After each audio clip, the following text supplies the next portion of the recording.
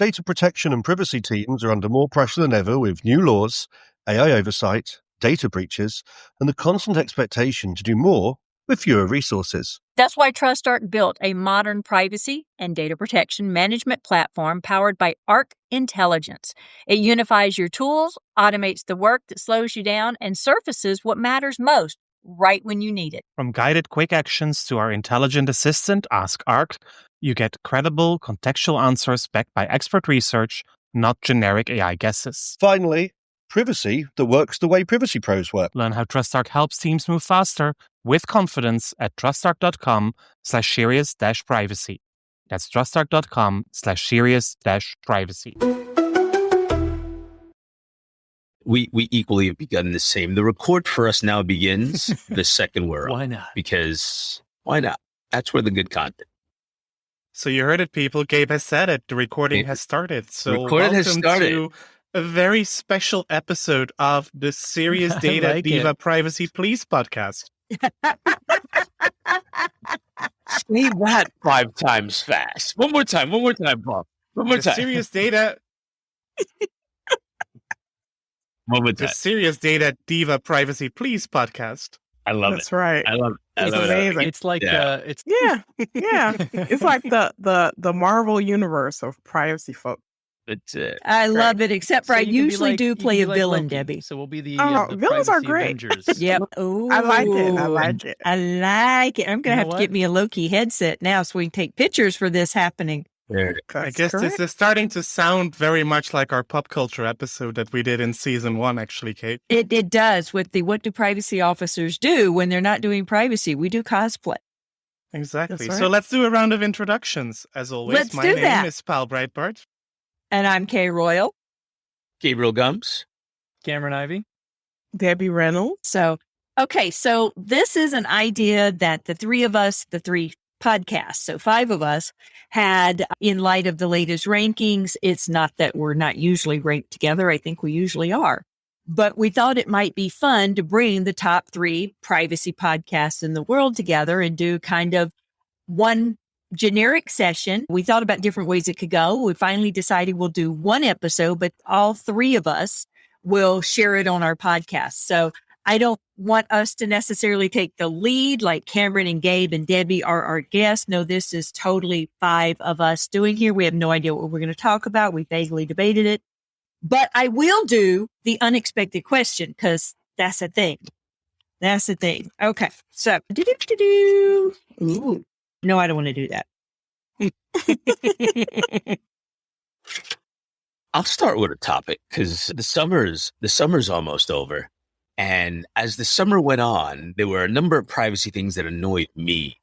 One in particular that I think a lot of people have ran across, right? Like, but the barcode scanning, the scanning of QR codes for all the things that we've done this summer. Like, how many people are tired of scanning QR codes this summer? A, and B, are we done with QR codes as privacy people?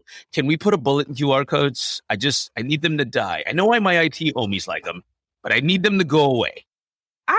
I prefer the QR code to the eyeball scan and all this other biometric stuff. So I'm fine with QR. I feel like it's, I can deal with that. I'd rather do that than do a biometric thing. Here's what QR for me represents. Which is why I think even as a jumping off topic, it's the culmination of a lot of privacy bad that has just come full circle to like my mom, my dad, my dad's dead. So he's got different privacy issues, but you know what I'm saying? Yes. But to all of the world is, if we were to pick a topic that I think affects like everyone, this one feels to me like one I've not been able to escape all summer long. Well, I have a feeling that I will be able to escape it because in Europe, the infection rates are not such that the QR code is actually enforced at the moment. It will return. I'm pretty sure it will return. It has just been officially extended from a legal perspective with another year. So I think by the time we get to the fall and a real new wave of a new variant of Omicron COVID or whatever they're going to call it, I'm pretty sure they will be back. But for now, we haven't been scanning QR codes for a while. In general, I'm with you though, Gabe.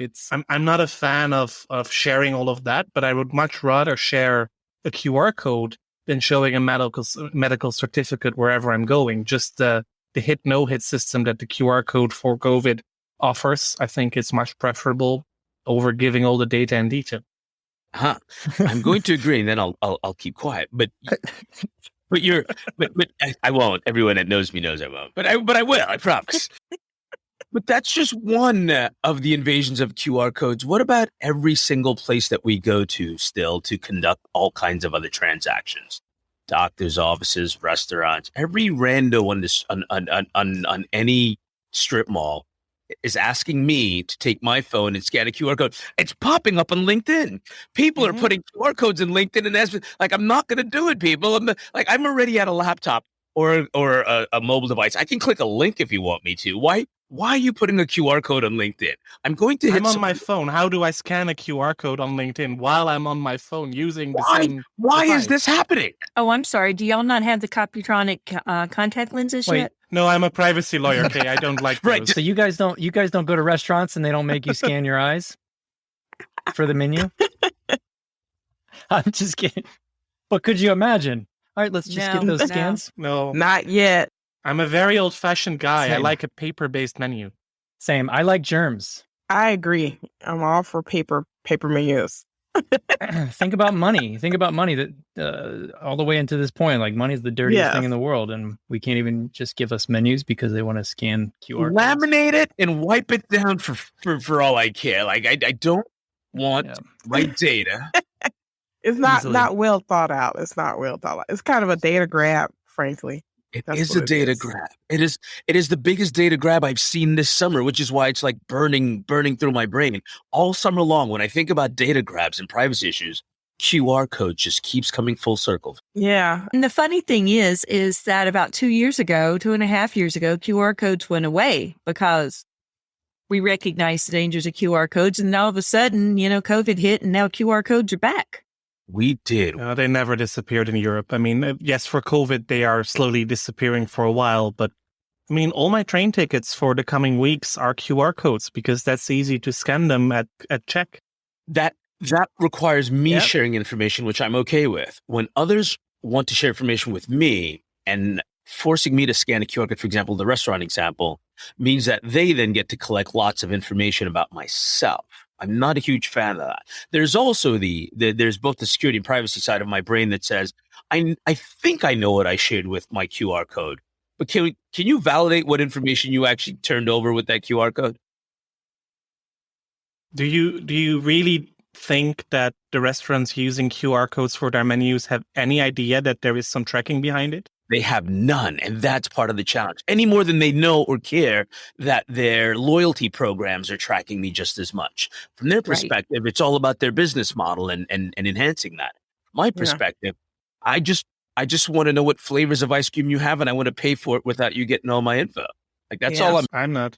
Not to give them any kind of credit. I mean, I like going there. It's affordable, all that kind of stuff. It's better than Publix. But did you know that they don't use any kind of like rewards programs or anything to take your data? They rely on just like old school, like just being in neighborhoods near college universities and stuff like that. They don't actually post their their grocery stores in areas that don't have college universities or like, I guess, I don't know.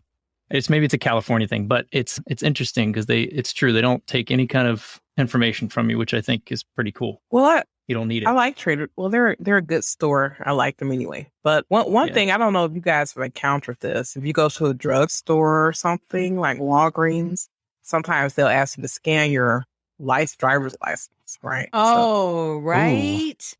And it's like, okay, well, I know someone who works for a DMV, and they were like, you have no clue what's actually associated with. Over? Yeah. It's not just what's on the front of the car. There's a lot of stuff there. So when they ask you to do that, they're getting like a ton of information, and Lord knows what they're doing with that. And then you have like a loyalty card. Is that for checking ID for buying alcohol? Sometimes which sounds like a very lazy way of not just it's looking buying at the alcohol. number. Sometimes it's certain drugs that you buy, certain state, like I think certain antihistamines, state where meth production is heavily right, meth production, right, anything like that, any like cold medicine.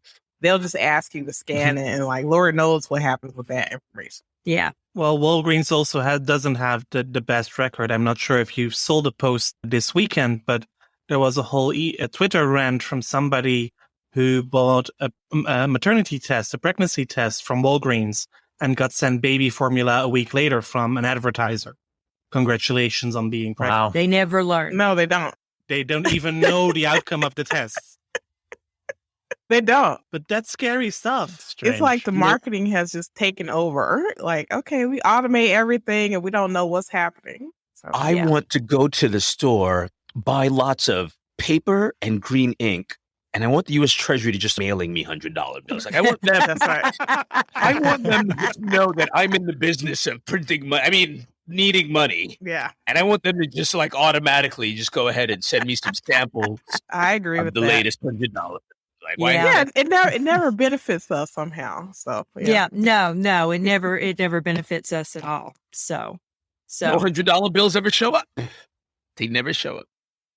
But Kay, you were originally gonna you were gonna jump us off with a different topic. Yes. we have an unexpected question that we do at the beginning of all of ours. So I may move this to the beginning. I may leave it right here. But what is your favorite television show? We'll start with Debbie. Oh, wow. Oh, I don't know if you should start with me first. Cheers I on. rarely watch TV, so I don't really have a favorite. The thing that I saw, I don't know, a couple months ago, which I really enjoyed, was Dexter. Okay. Dexter came on Showtime. So I think it was they had a hiatus for like 7 or 8 years. I don't know. And then they had a new season that came out. And I really enjoyed it. I like It's a it. good show. Good show. Sounds good. I like it. Cameron. Oh man, I got a lot of favorites. I just started Succession, which is phenomenal to watch. Such rich people who are terrible people, and you're so interested in it. Are you the I don't- Kardashians? No. No. I would say either Peaky C-SPAN. Blinders.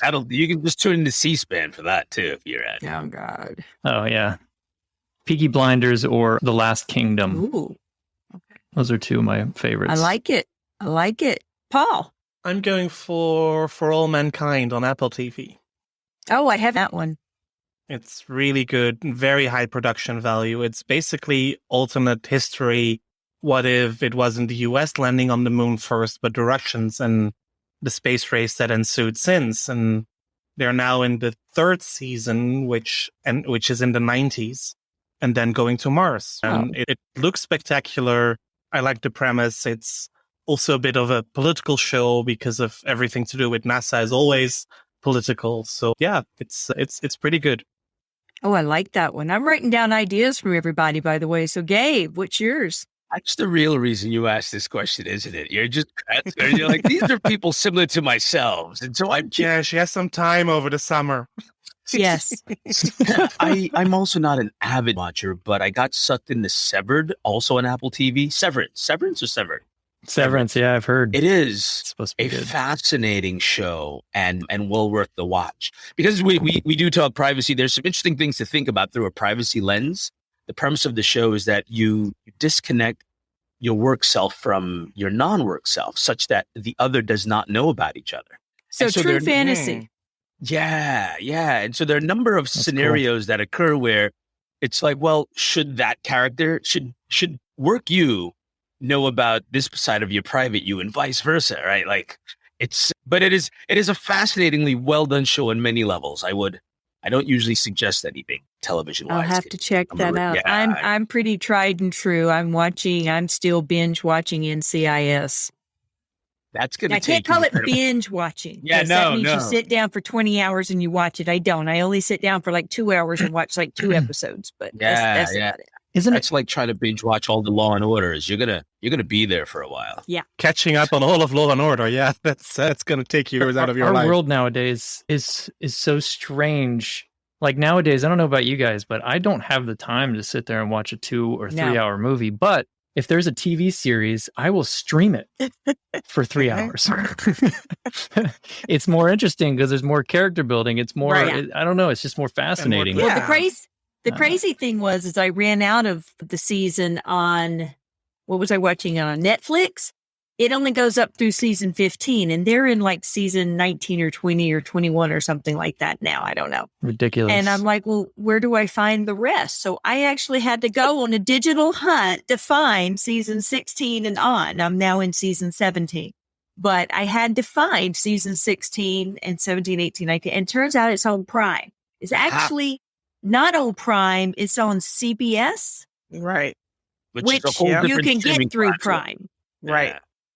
So Yeah. isn't that, well, we're going to get away from the primary topic, but I think that's what's happening there, right? It's like if we make things into smaller pieces, we can make you pay for it more because you buy the movie once, rent the movie once, go to the movie once. But I put 14 episodes on this platform and the other on Paramount, which now has its own, like everyone's got their own streaming platform now. Like, get out of here. I'm not- Yeah. But Gabe, that is privacy though, because if you think about it, when companies want to take your data, they don't come to you as a whole person and say, give me your whole brain or give me your whole life. They take a little bit through the loyalty program, then they take a little bit through getting a shot at Walgreens or something, and they take a little bit through here and a little bit through there. And before you know it, all these little bites of cookies. And That's right. yeah, they've got the whole cake and then some. That's Mm-hmm. right. I think I mixed enough metaphors.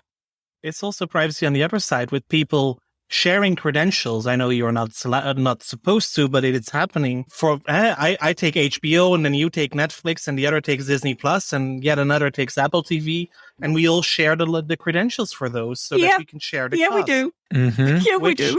then also means that you would share.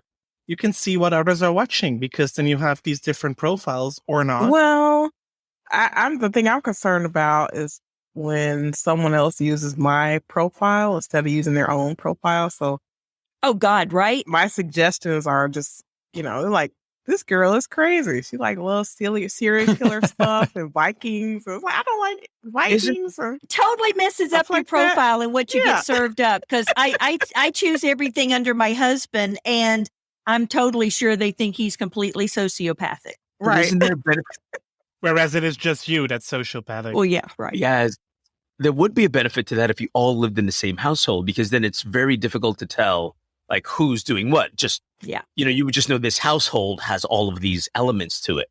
But when you share your profile with people outside of your household, then you can start creating these social graphs and networks of people that like things, et cetera, and whatnot. But here's the crazy thing, which is why I don't believe that the quote problem, big air quotes, of sharing passwords, it can't be fixed.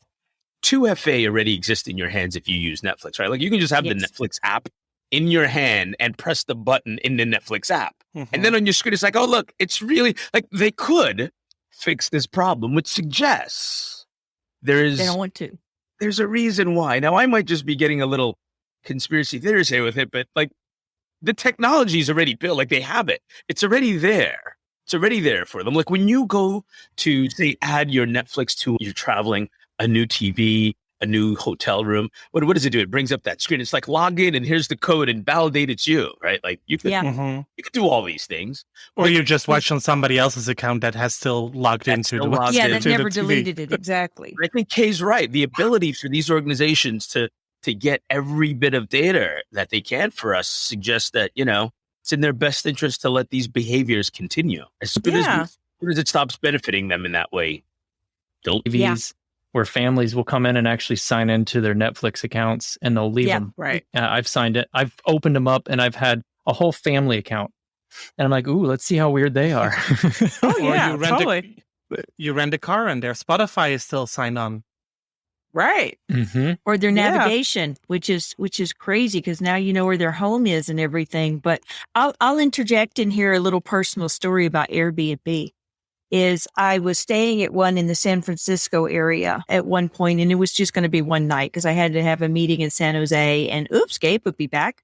Had a meeting in San Jose and then was going to be going to San Francisco. So I chose a one night stay in San Jose. It shows you, a picture of the owner, his face and everything, and you get his first name. And I didn't realize the owner was going to be there, but it did say on the renter that, the owner may be in residence. And so I called and texted, said, okay, I'm on my way over. I said, what do I need to get in the door? He's like, oh, I'm here. Don't worry about it. I'm like, okay, no worries.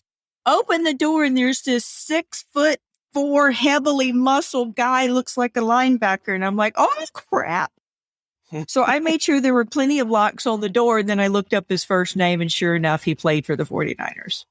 Oh, So, yeah, that's that was a funny. funny stay. I made sure there were locks everywhere. I hardly slept. Oh, my Not that I don't goodness. trust people, but when you're a single woman traveling a lot, yeah, Yeah. you got to be smart. I had to go on a business trip true. once in West Virginia, of all places. And the place that we stayed looked like, looked like The Shining. It was like something out of the Catskills. And that was one of the first times that I like barricaded my door with like a chair. Cause I'm like, my room was at the end of the hallway. And it literally looked like those twins were going to come out and walk down. It was like very frightening, very frightening. It is. And I travel with this little lock tool that one of my coworkers at TrustArc shared with me one time. It's just this little steel thing that from the back, it goes around the thing on the door that goes in and out of the little notch. And then it comes to the back and you lock it and they can't open the door. Smart. Period. You can't open the door without disengaging it, but they cannot open the door from the other side. So that I travel without. Now that I'm starting to travel again, I need to find. Yeah. It's a good idea. Talk about privacy, physical privacy. Seriously, physical privacy is where it all started. That's right. That's valid. That's all valid, right? Okay. So now that we're starting to travel again, what are some of the privacy concerns that we need to make sure the world is aware of? Oh, wow. Let's see. I would say, I don't know, sharing apps, connecting to Wi-Fi. Airport, definitely, Or coffee shop Wi-Fi. definitely don't do it in the airport.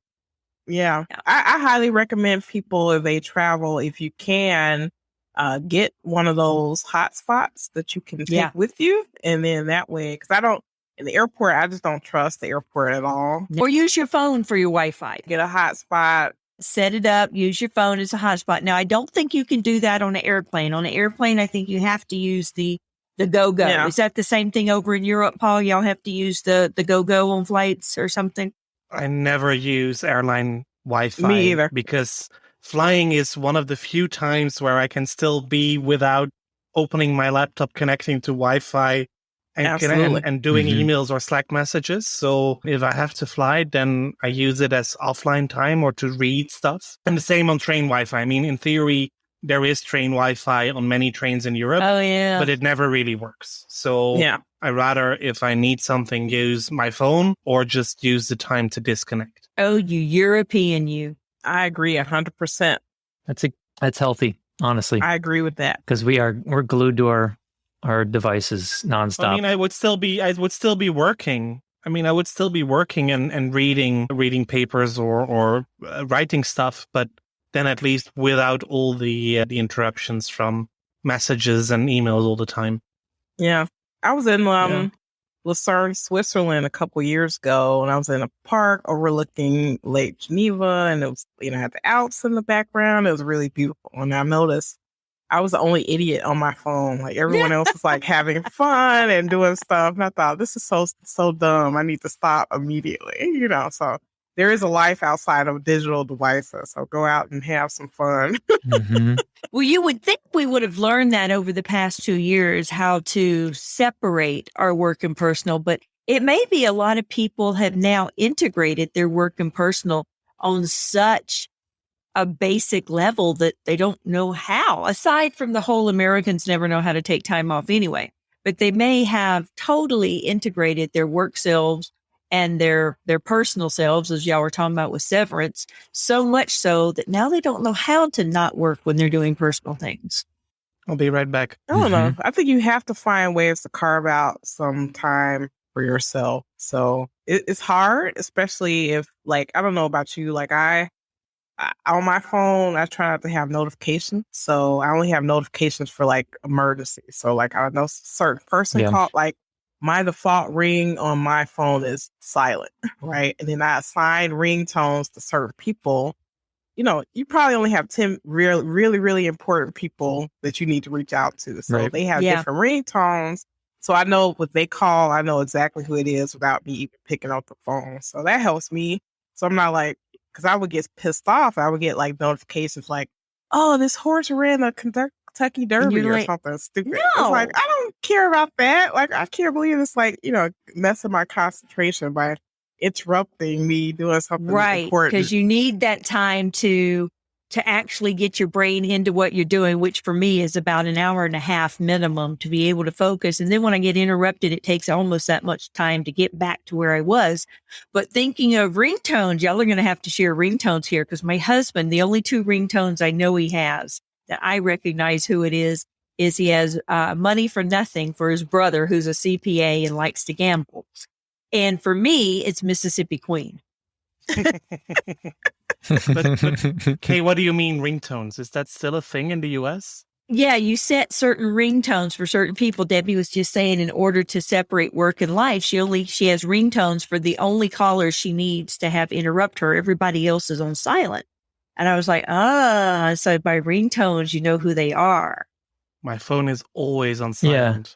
Absolutely. And I just see on the screen or on my watch who's calling. If somebody if I need to respond to somebody, then they will. And I also use those focus settings on my phone to ensure that during my personal time, I'm not interrupted by Slack messages or work emails or things like that. Yeah. Slack, that now has become the let's avoid Slack. Well, at least you guys have Slack. We have Teams. Ooh. Poor you. Which is, let's not get into it. Sorry, Microsoft. I will say, I think on the topic of this whole ringtone thing, I have 2 points that I wanted to bring up. There's, first of all, I can't remember the last time I actually cared about ringtones, because I remember when it was the first, it came out and you wanted to play, you wanted to buy your favorite song. And then once it played too much, you were like, I hate this song. I hate this ringtone. And then you don't want to listen to that song anymore. So I stopped using ringtones and definitely do silent like Paul always, because you got your smartwatch now. You can just kind of control all that kind of stuff. But the one before, when it comes to notifications, Debbie, like you were talking about, I mean, that is all down to a science of making us purposely distracted because of the colors and addicted. It's scary. Dark patterns. It's psychological manipulation. Absolutely. Since I hate when it. did that become the word dark patterns? I'm not a fan of the word, but I understand why people use it, right? And being a dark person, I don't want people to have this connotation that all dark things are dark, right? So, but I think what people are talking about is psychological manipulation, right? Yeah. Something that isn't apparent to the person. But part of that is because companies make money on that. This is... when your eyeballs are on an ad or something, these marketers charge money for that. So they want to get your attention. They want you to have these notifications. They want to pull you into, just scrolling and looking at stuff. Someone's making money off of that. You haven't even touched it. You haven't chosen anything. You've not touched anything, but just the fact you look at something, someone is earning money from it. So it's how in their about best Debbie? interest. Rather than dark patterns, which I agree is kind of like black hat hackers, they're no longer black hat hackers. We want to be aware of the terminology we're using. We could simply shorten the word psychological manipulation into Psycho Man. I love it. We could just call it Psycho Man. Psycho Man. I love it. Yeah, I think so. Sounds like a superhero. I don't think it'll catch on, but I like it. When people argue with me about this whole dark pattern, black hat thing I tell them is that you can't even translate that into other languages. Okay, that's how wrong this issue is. So it doesn't. I think what you're trying to say is that there's something manipulative. You're not trying to say that a color is associated with something. Right. Bad. They're trying to say it's hidden. It's in the background. It's not clear what they're trying to do. I get it. And so they could call it. But it is interesting because now I'm hyper aware of the situation, and even things like on cookies. Would you like to share your cookies with us? And I had the debate with people, but sharing has been taught from a very young age to be a good thing. If you ask people to share, you have taught your children they need to share. Sharing cookies is associated with a good thing. And so even asking the question, would you like to share your cookies with us, as opposed to please make your cookie selection, is that in itself a manipulation, because you're putting in their mind sharing is good. Well, and the cookies are delicious. So right? Doesn't sound that harmful, does it? You know, it's No. not like they're saying. That's where they get you. It's not like they're saying share rhubarb or something like that. You know, or Brussels sprouts. Which is also delicious if done Right. properly. Depending on how it's prepared. That is good. Oh gosh, I used to be forced to eat that as a kid, and can't do it. I can't eat it now. Oh. That is interesting to think about it that way, though. Okay, I never thought about it that way. Yeah. Yeah. Can you share your cookies? Yeah. I'm sure there's something behind it psychologically. Yeah. I even saw one the other day. It's like, Yeah. oh, we want you to have our cookies, but cookies crumble. Do you mind sharing them with us? It was like, you're deliberately putting in mind people's cookies and stuff. So how do you do that? But Website pops up. Hey, Kay, who stole the cookies from the cookie jar? Google stole the cookies from the cookie jar. Yeah. There's small chance that it would be Kay since she can't stand cookies in general. Yes, There they it have to be is. gluten-free cookies, which are full of sugar and fat. Yeah. So, okay. So, Debbie, what topic do you want to launch today? Wow. Let's see. I would say, what are your thoughts about? I did a post recently about Delta Airlines trying to come up with this thing where people can, like, let's say, for instance, you're in an airport and you go up to a flight screen, and instead of showing you kind of all the flights that are arriving or departing, it'll show you your itinerary based on the fact that they know that you are the person standing in front of the Ooh. screen. So I was asking, like, are people ready to go full Minority Report on this? Is it too creepy? You know, what are people's thoughts about it? It's way too creepy. And I what think if so there's too. and what if two of you are looking at the same screen at the same time? Right, exactly. That's So, is it going to become personalized screens? So you walk up to like a kiosk and it tells you? Yes, I think so. It isn't clear exactly how they're going to deploy it, but they definitely want to do it. I guess they're thinking, you know, if you have their app, they do know who you are and where you are in the airport. So why don't we just show them this on the screen? You know, someone from marketing thinks this is a great idea, but you know that that's really kind of an open door to start marketing other stuff to you, right?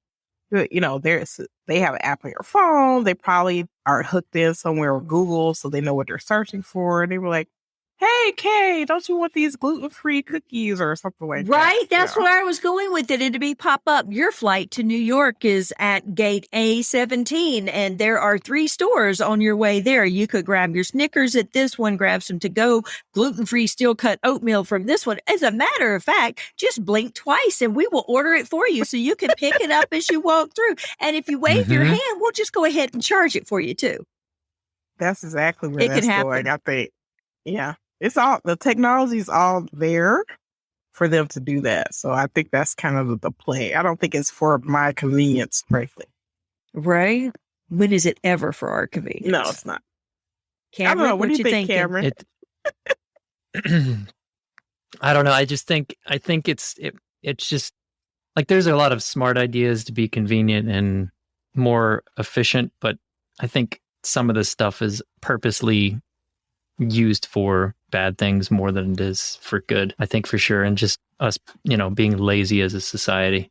Yeah, even though Amazon know. is $1 billion company because people are lazy, it's easier to press a button than to run out to the store and get something. So there's an advantage. There's an advantage there. So I think if they can tap into the right psyche and someone feels like this is a benefit to them, which I frankly don't think is a benefit to me.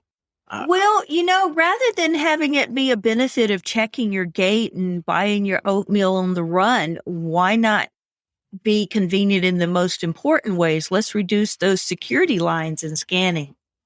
Yeah, totally. Or how about this? Stop in the U.S. having people remove their shoes.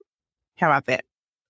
That is bananas. Like someone tried to do something many years ago and it wasn't successful, right? This guy with the shoe bomb.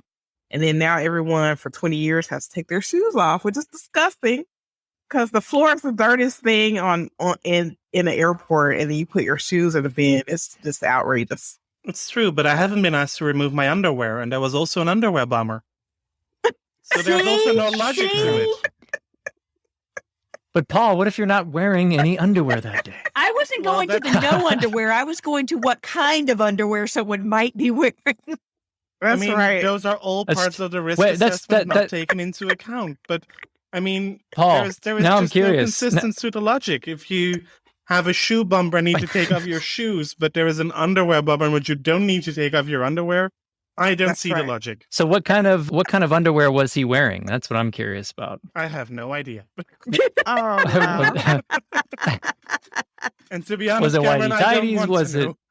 I don't think it was Well, it's whitey important. tighties. I don't think it could have been whitey tighties, Okay. Cameron. No, Just no. saying. Briefs, probably briefs. Probably boxers. Okay. Boxers. It'd have to be boxer Yeah. briefs, something that has. Okay, I'm not going any further with this. Right. We're gonna. I'm not even gonna lie. I don't know why anybody wears boxer briefs in the first place. They're not stretchy. No. I don't know how you can bend in those things. Yes. They're not very practical. Not at all. Yes, people, you are still listening to a privacy podcast, and Cameron is banging it all. Absolutely. And bearing would be okay. So back to what were we talking about? Airline checks? Airline checks. Well, okay, let's go back to that. You know, the way to get away from that is TSA pre-check, which is amazing, but obviously you have to pay more for it. But you can get through. Well, you have to give over a lot more of your biometric information too. You do, and then the clear, which I did the clear many years ago when they first came out. I had started doing the clear, and then realized it wasn't in most airports. It was only in like 2 that I flew through. And then the more that it went and came and started getting more popular, I guess about maybe the year before COVID, maybe 2 years before COVID, I started using it again. I was like, oh, I'm expired. I had an account 4 years ago. And they're like, oh, don't worry about it. Scan your fingerprint. We can bill you again. Okay. So I did that. Now that has expired over COVID again. And I'm like, I don't know that I want to go back to paying that just yet. I think I'll stick to TSA unless there's a big issue or big concern to move to clear again. But I do see people still skipping the line in front of me quite often in TSA pre-check because they have. What's the difference? Oh, go ahead. TSA pre-check is where you don't have to take off your shoes and you don't have to take your laptop out of the bag and you don't have to take your liquids out of the bag because they've already done a background screening on you. So you are a trusted person. That leads into the global entry program, which means you can be shortlisted on any coming back. You don't get to pass through Canada's passport or Europe's easily, but coming back, you can come back from Canada and Europe in the USA global entry and not have to go through everything. Clear is where you even go through further things, but it's a company that basically, I guess, pays the airport to let you come through their line. You have to be TSA pre-check in order to get clear, but you're paying to butt through the line. And what they do is they have a person just takes you to the head of the line, looks at the security guard and goes, they're cleared, and they go through. And they get to butt in front of the whole line. Yeah, but then you have to give your biometrics and everything. So you have to have retina scans, fingerprints, address, Yeah, that's credit something we have card, in all that Amsterdam, and that's called Privium here. That is indeed, but it has a special lane, so you can just walk up. You need to give your card, and then you can go through. But all the rest that you described from pre-check, that is the standard scanning at Amsterdam. They are not using the old-fashioned machines anymore, but they use a form of Röntgen technology. So you can leave everything in your bag. One of the airports here had that, but it was almost as much trouble to do it because you couldn't put all your bags into one bin. You had to separate every single bag out to a separate bin. You didn't have to take your shoes out or your liquids or anything. You just had to put them in separate bins. But then as the bins went through, it was like 1 out of every 3 bins that went through got pulled out for an airline person to go check it personally. So maybe we're starting to use it, but we don't quite trust it yet. So we don't have our machines calibrated. But that literally resulted in like 15, 16 people waiting on their bags to come through. Yeah, I think it's much better in Amsterdam already than that. I think probably it's now 1 in every 10 or 20 that are being checked. But for me, I travel with a lot of electronics and I try to travel by hand luggage only if it's a short trip. If I need to fly. So then my bag is just filled with mainly electronics and then some liquids. So not having to take all of that out of the bag for a security check and then repack it because that also takes time. That is a lot easier, a lot more convenient. Well, I will say there are times when the TSA line is the one that's backed up, the business travel times, and you're like, oh, I could go through one of these other lines and be a lot quicker. Then you're like, oh, crap, I don't have all my liquids in the same bag. I don't want to take my shoes off. I'm barefoot. I mean, yeah, no. The shoe thing definitely gets on my nerves, but I'm happy when I'm in Europe, I don't have to take my shoes off, which is great. And I never check my bag, so just don't trust it. Yeah, I don't check it with for quick trips, but for long ones, I do. Or for pageants, I do. I thought I had a good idea, but then I thought, no, it still wouldn't be a good idea. Well, tell us the idea. Let the audience vote. Maybe it's two ideas. So I was thinking this whole TSA pre-check, what if they did something like that for gun purchases? But the only problem is that, not to get political, but the only problem is that there's so many guns already out there that they're going to, you have no control of where they are. So if there was a magical way that we could collect all guns that weren't registered, basically it'd be cool, because then you could make new thing on it that you would have to like either put your fingerprint in to use it, or if you can't, that way if somebody doesn't own that gun, they can't actually use their fingerprint and use it. It would be obviously that'd be the futuristic, awesome way to kind of control those things. But every ammunition purchase. Yeah. There was a James Bond movie a few years ago that had that in there, where the gun could only be fired by the person who was the owner of the gun. So cool. To me, that sounds like something that's possible with the technology today. That would be a cool thing. I mean, it wouldn't hurt to start implementing something like that. To at least, it might take years and years and years to get to a good state, but like start somewhere. Yeah, right. You can't we have the technology. Roll, throw your hands up and like can't do anything. So definitely the technology is there if people are interested in that. Or the controls are. I mean, I know people argue about this being a constitutional right here in the U.S. I don't know that it's a constitutional right in other countries. I'll be honest, I haven't looked into that, but they argue that it's a constitutional right where you got a whole bunch of constitutional rights to a whole bunch of things that the government puts controls over because they're damaging. We have a constitutional right to free speech, yet certain free speech is restricted because it can cause a panic or an emergency. So to me, just because it's a constitutional right doesn't mean there can't be controls around it. And when you got people dying because of other people abusing their right, that's a problem. Right, exactly. I think we have a lot of situations, and I think maybe privacy is one of these things where it comes up where some people feel like their personal right somehow can usurp someone else's right. And I don't feel like a lot of things aren't really addressing that in my view. So, I'll give you an example from way back. So remember Robert Bork, when he was a Supreme Court nominee, they were looking into what books he bought, and then they created a law. They created a privacy law that said that you can't like look at someone's book purchases and all this other type of stuff. So that like the video privacy law, you can't look at what videos someone has watched because you might learn something private about them. Right. But I mean, that law was really about him and people like him. It wasn't about you or me. So I think, unfortunately, we're not seeing enough laws that benefit us as individuals around privacy unless it impacts someone who's, very popular, very famous, very influential. Well, that kind of makes you think of two things. One, we face that issue a lot with COVID the past 2 years, as your privacy is out the window when it comes to public health concerns. And yes, your right to privacy is not more important than someone else's life. So you have to understand there are restrictions on your rights to privacy when it comes to that, even though, most of us, or all of the ones of us here, would be arguing for the right to privacy. No, that goes out the window when it's public health concerns. But two, makes you think of the laws that are up right now. So the American proposed law and, of course, the regs for the CPRA, which, someone dive in on one of those.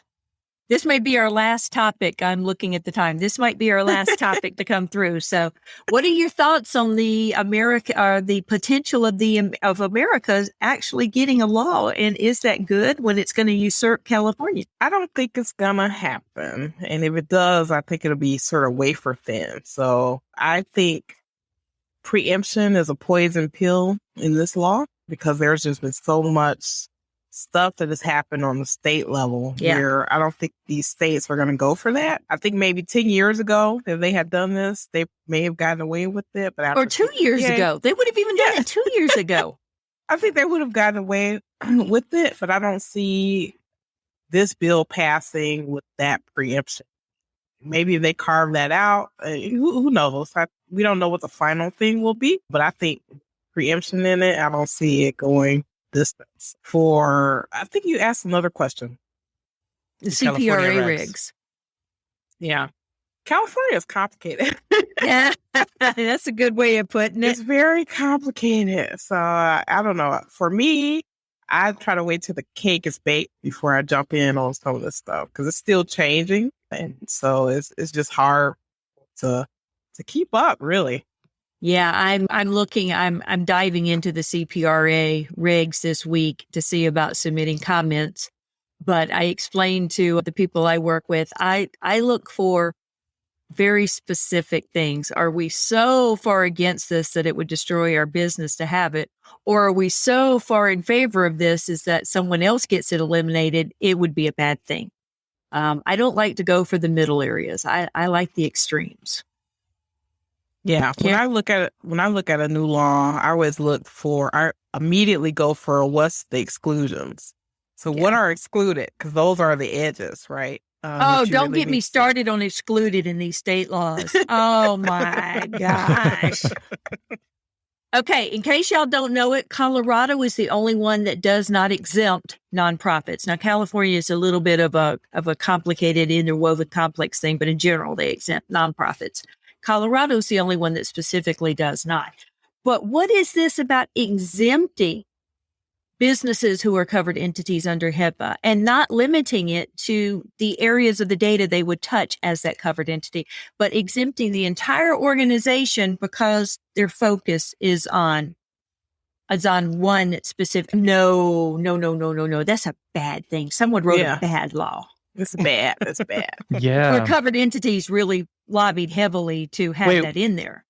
So, Kay, can you go a little bit further into that? Because that is a good question. That's a good question. Why would there be companies exempt when it comes to HIPAA related laws? Right. And I'm trying to think, who did we see this out of? Was it Connecticut, Paul? I don't know. I think it was Connecticut. This is your fetish. Hold on.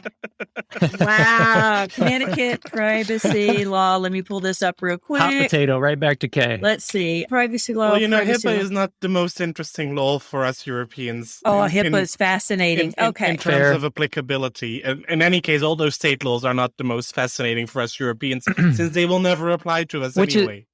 Yeah, right. Paul, on that same topic. So obviously, healthcare is the number one breached or realm. Okay, is that the same in Europe? That's only the United States, right? I think that's mainly in the United States. I think healthcare is not the main data breaches here in the Netherlands or here in Europe. I think there are mainly financials, I would say. Yeah, which is number 2 in the US. Would have the biggest breaches. And I'm just looking at the data breach reports for the Netherlands. And here we see that the main sectors for breaches, it is healthcare. It is healthcare in the public sector on 2 and financials on 3. Yeah. Okay. So back to Connecticut's law. Here we go. Section 3 says the provisions of Section 1 to 11 of this entire act do not apply to blah, blah, blah, blah, government, nonprofit organizations. There's your exemption there. Institution of higher education. So it does not apply to any type of school entity of higher education. National Securities Association that is registered under the Securities Exchange Act. Financial institution or data subject to Title 5 of the Gramm-Leach-Bliley Act. Or covered entities or business associates as defined under HIPAA. Here's the thing. You're exempting the entire entity. You're not exempting the GLBA entities as it applies to financial data. So in other words, none of this would apply to any other data they're doing. The second part of that was A. The second part B says the following information and data is exempted. Then it goes through PHI, patient identifying, identifier private information for human subjects, It goes into all of these other specific kinds of data. So they are exempting the entire organization. So if you had a conglomeration, even if it's a healthcare, if they are a covered entity, it doesn't apply to any data that they process. So even the data they collect online for cookies, that is not PHI. Now, to take that further, people are like, yeah, but healthcare institutions should be exempt. Okay, fine. Business associates. Amazon is a business associate. Microsoft is a business associate. All of these huge entities you're thinking of, Google is a business associate. It doesn't limit it to Google is exempted for the areas in which it operates as a business associate. It's exempting the entire organization. That's a problem. It's strange. Do you think That's they a problem. realize? They were stupid. There's no way they could have realized unless they were lobbied that hard. This is Connecticut. It's a small state. It's one of the smallest states we have. But still, if other states are going to copy this as a blueprint to try to use it, they better hope they're working with some privacy people to understand the implications of this. Maybe you It's should do a enough to paper just about get this. me on fire. Maybe you should write a paper about this. I should Yeah, write a paper that'd be about good. this. There you go. I'll write a paper about this. But So, Gabe, what do you think about ATPA? Any chances of it making the mark? I was going to lobby all kinds of other sully descriptions as to why all of this fails. tell us your thought, Gabe. Yeah. Look, the problem with HIPAA is in HIPAA. It's the P, right? Like, I'll start there and then we'll work our way to the rest of it. But the P stands for portability. And the reason why our healthcare data needs to be as portable as it is because we don't have universal healthcare as a nation. Right. I'm not going to sugarcoat this, quite frankly. Like, now, that being said, the NHS, for example, in England has its own issues, but a lot of those issues don't arise from whether or not you, to the point you just made, Kay, are required by necessity of the business you are in to share data with these other parties, right? Like, you don't have to share data with the healthcare guys down the street because you're all part of the same body, if you would. The reason why those exempt entities exist in such a broad range, in my opinion, wholly unconfirmed, to your point, we should probably find out, like, were they just lobbied? Were they not being bright about this? Or did they leave it that broad? Because if you don't, then as a healthcare organization, you can't share with another healthcare organization without explicitly stating and kind of going through and enumerating all. So you just say with other parties that you do business with, except for when those businesses are non-healthcare businesses, right? Like, at least that lens of exempting the business partners that are also at least in the same business. But No, this is no, that would have been stupid. all of this, in my opinion, but both professional and personal, flows from a singular point of failure. That is how the PII is generated in the first place, which is this dispersed group of entities that don't have to exist. But let's argue that they do have to exist. So then what?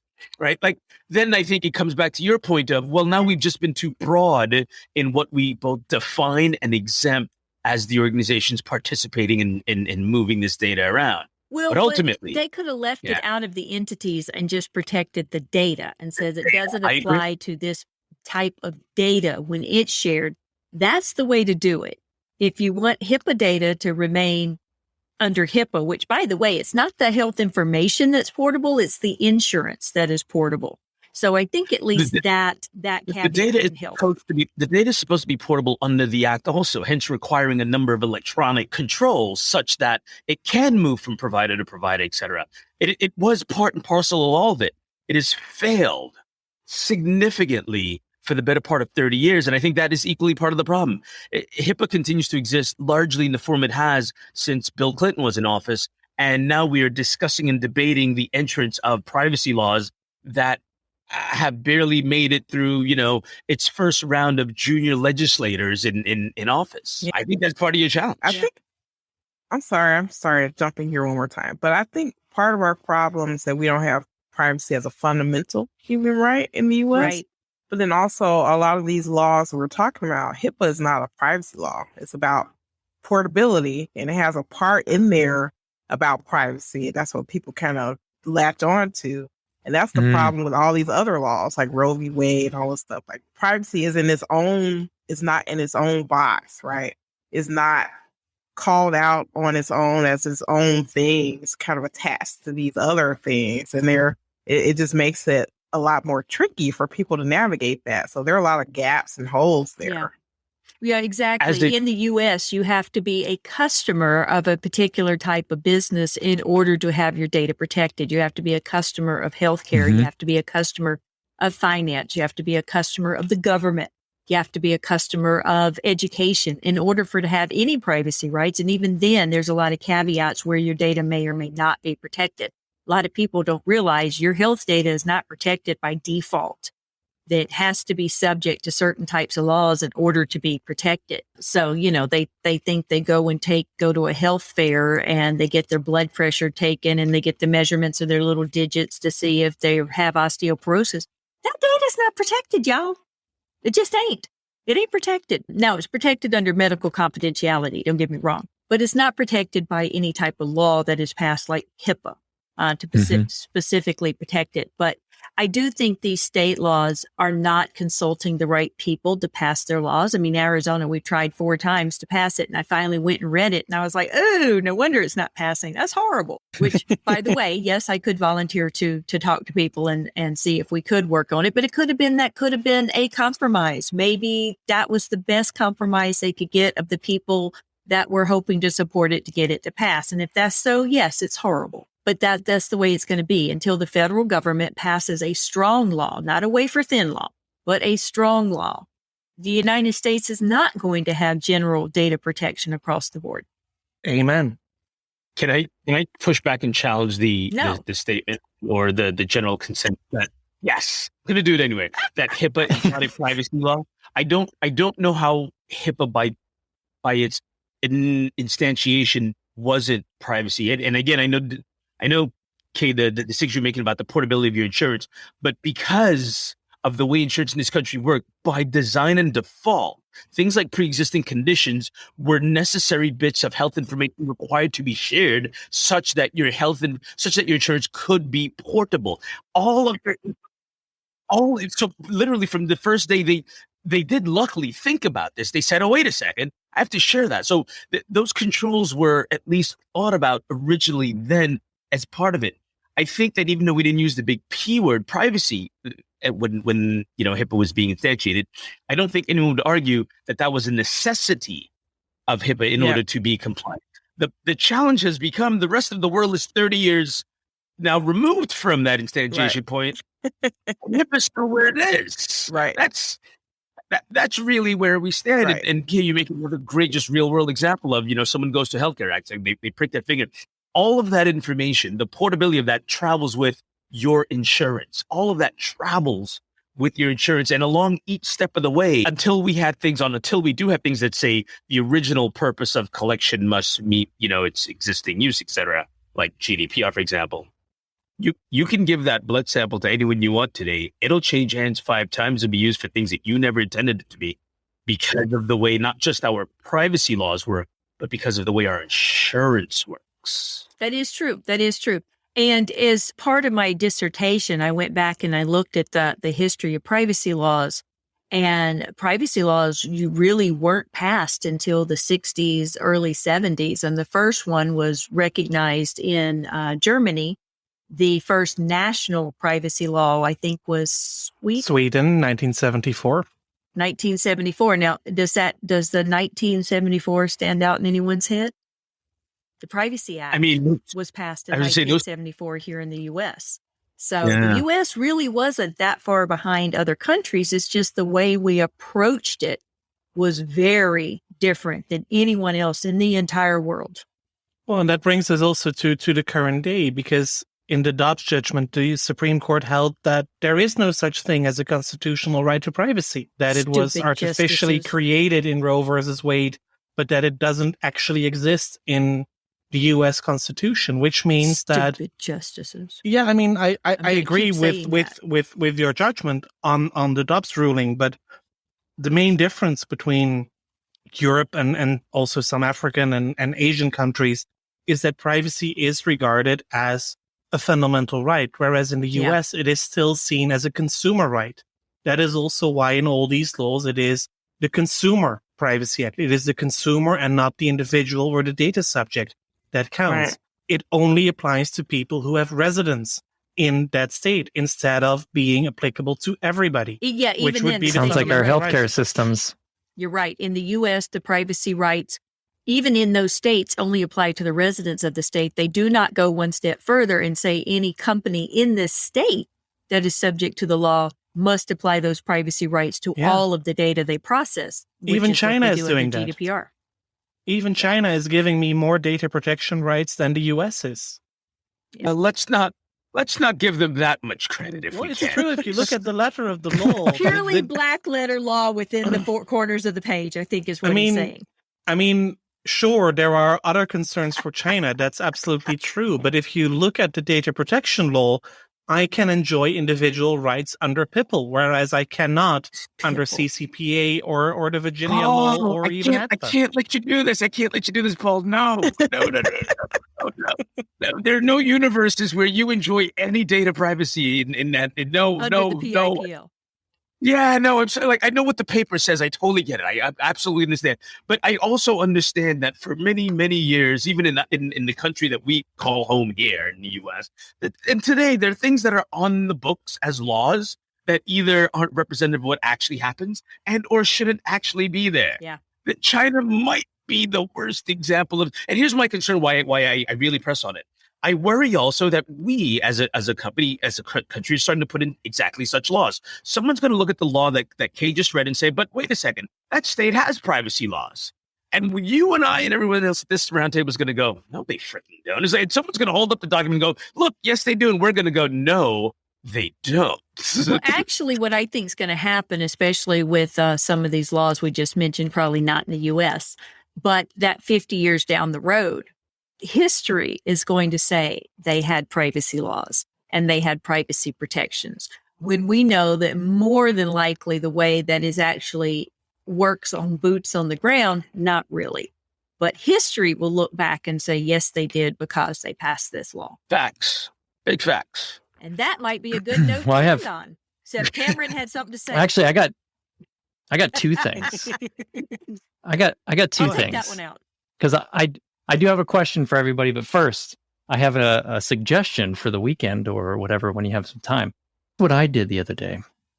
You put your shoes on backwards. I know, it's up in the air. You went to the gym. Oh, you're close.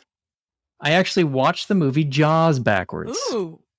I've never seen the movie, so Yeah. okay. Well, it's if you watch it backwards, it's a heartwarming story about a shark who gives legs and arms back to disabled people. Just say that. Oh, you can take it. I think I'm gonna watch Amish Anyways. Reverts now just to make me feel better. I like that first opening scene where the ship docks and people get off. Yeah. They make it back. They identified they needed a bigger boat, so they built it smaller. I got it. So my Man. question before the pandemic, let's just say like our early childhood, if you could Think back. go that back far. and if you could tell yourself one thing before the pandemic happened in 2020 to prepare for certain things, what do you think that one thing would be to tell yourself before it happened? You just sucked all the air out of the room. I mean, there's We a can lot of always cut funny this out and answers. just There's a end lot with of the funny laughs. answers to that question. A lot of it, but a non-amusing answer to that question. I'm not sure. It might simply be to embrace uncertainty even more than usual because it's about to get real flippin' uncertain. Yeah. I would say try to enjoy your life. Enjoy your life. So stop looking at your phone, go outside, get some air, enjoy your family, enjoy your I'm gonna take that up one notch, which is gonna take the conversation down one notch. I would say all those people you love, reach out and tell them you love. Make Yeah. that time happen. Quit thinking Mm. at some point I'll go visit so and so, or at some point I need to see so and so. Take the time, make that happen, because a lot of us lost a lot of people that we'll never be able to say that to again. Mm-hmm. Lesson learned also from the whole pandemic. I think ensuring a good work-life balance is actually something that I should have told myself already somewhere in 2018. Yeah. Um, Before you met me, learn to relax. Yeah, well, I mean, I can relax, but getting the right balance and also during the day, I think that would be a good tip. But yeah, Those are all good. I would say, Paul, with yours is, I think everybody suffers from that balance. It's probably the biggest challenge, especially if the situation. Life So is not work. yeah, there's yeah. I think anything, life is precious that we've learned through all of this, and it shows a lot of. I don't know about you guys, but I learned a lot about some of my family members and friends and all the weird views that I did not want to know about. Oh, Lord. Oh my gosh. It's like, I don't know if you guys have seen it yet, but go on Netflix and watch the new stand-up by, what's his name? I always do this. Dang it. The redbeard, bald head. Oh, is he the one that does the reaction guy from ones now? Gerald? No. The famous comedian. I can't believe I'm forgetting his name. Lewis? No. We'll throw the name in. He's always controversial. It's not Louis C.K. He was in Mandalorian. He played one of the, oh my gosh. You can edit this out. I It's sound like an okay. As idiot. soon as you say the name, we'll get it. Hold on. Just look it up. Just Google You guys redhead comedians. What do you Burr. Bill Burr. Okay, that was not one that was coming to mind. Oh for my- me. Okay. That's what I It was thinking. hysterical. He talks about like a lot of things that are option thing where he talks about how like there's all these people like America, and then they're like, all right, let's get you vaccinated. No, they're all about America, and then they don't trust the government. It's just, I don't know. His views are hilarious. I think it's funny, but I think it's so true. Like there's too many people that are just mixed, where they just, I don't know, just too. Yeah. I don't know. It's a weird world. It's a weird world. I don't know. You may want to cut this out too, but I don't know. I feel like I was growing up that there was more connectedness with people. Yeah. People were like, oh, we have pride in our country and we're Mhm. together. Like when I go to like Germany or when I go to Spain or something, they're like, we're Spain. There's kind of like a national feeling where it's kind of communalness about pride in their country. And I don't, I don't feel that now in the U.S. like I did growing up. It just is not. It's more individual. It's like, oh, it sucks to be you. I'm happy I have my rights, but I don't really care about you and your what's going on Right. here. Well, Debbie, that's pretty much the same all over Europe right now. It is also here. It's changing and much more looking at what distinguishes us than what unites us. And the fights are everywhere, whether it's from the extreme right or the extreme left, but the crazy people that try to divide us are everywhere. Why do I also think that all your across extreme Europe. right and your extreme left probably have nothing on our extreme right and our extreme left? That's true. That's true. I just want to be let alone. Okay, I just want I people would to be- get out of my I'm a- business. I'm very much centric here in Europe, but I would be on your extreme left. So I'm that. You know what I think a good point to make though, Debbie, to your point, I think today, because back then the world wasn't so open and everybody didn't know everything about everything, that now everybody's basically taken off their mask Yeah. and we all wear masks. Right. But now it's almost like you're in a relationship with the world and everybody knows everybody. Everybody knows every dark secret. It's just like, Yeah. I don't know. What kills me are all the videos that people are posting about fights that happen. I get it. Oh, yeah. Videos posting about really critical things, George Floyd being one of them, matters, but videoing a fight in a fast food place about someone not wanting to, I don't know, wear a mask? Or even something not as that. Someone looked down and mumbled and you won't look in my face because you're a racist. I mean, why are we posting videos of fights? Half the time my husband's playing Reddit and I'm like, what are you watching? Good Lord, when did that happen? He's like, I was just a fight at a McDonald's. And I'm like, what the heck? And it's about nothing in most cases. I can answer the question. It's getting posted because it's being consumed. Yeah, totally. True. Mm-hmm. It's like And a that train brings People wreck. full want circle. negative. That brings Yeah. us full circle, that issue. And I think Yep. for the past 75 minutes, our listeners have heard that a privacy podcast can cover a whole range of topics, basically everything that happens in life. And we didn't even talk about food today. I mean, typically on Serious Privacy, at least, we I'm talk a hungry. lot about food. talk But a this lot is about all that food. we have time for today for the combined Serious Data Diva Privacy Police podcast. We hope you enjoyed listening to all five of us. And hats off to Jeff Jockish from all of us, I would say, for keeping Shout us out to sharp Jeff. and for making Thank you sure very that much, these Jeff. charts are there every quarter. We thoroughly enjoy making all these podcasts for you. Yeah. And if you don't listen to all of us yet, we have Debbie Reynolds, the Data Diva. We have Cameron and Gabe for Privacy Please, and we have Kay and myself for Serious Privacy. Go like and subscribe to all of them. Find us online and send us your comments. Hold on, Paul, before you get there. This does show that it's not about being competitive. It's about there is a lot to share, and most of us are friends. Absolutely. Right. There's room for all of us. I'll tell you. Absolutely. Oh, yeah. I mean, look at all the comedians that do podcasts and stuff. They're not competing with each other. It's all about I believe that we're at the beginning. Well, a couple years ago we were, but I think that this is going to get bigger and bigger and bigger. Yeah. It's going to be a very big, it's going to just continue to expand. So excited that we all started from the kind of beginning and we actually together. serve so a good fun. purpose. Yes, we laugh a lot. We talk a lot, but we do breaking news on things that are happening in privacy, new laws that are passed, new guidance comes out, new court case that passed. Someone the other day said that in studying for her IAPP, she was told to study the book, make sure you use their language, but understand current events. And for current events, she listened to privacy podcasts. You know, that's the way. That's great. That's great. It is. And it actually helps. I've spoken recently at conferences to a lot of people who are entering the privacy profession. And they use our podcast as well to get a feel for what it's like to be a privacy professional and to understand all these topics. So Cameron, Gabe, Debbie, hats off to you as well for all the great work that you are doing. And I'm just wrapping up here. I'm not going to do all the call outs for all the contact details. You can find those online for all three of our podcasts. But thank you very much for listening today. It was a pleasure making this with the five of us. And we hope you listen to us soon. Thank you. Thanks, everyone. Bye, y'all.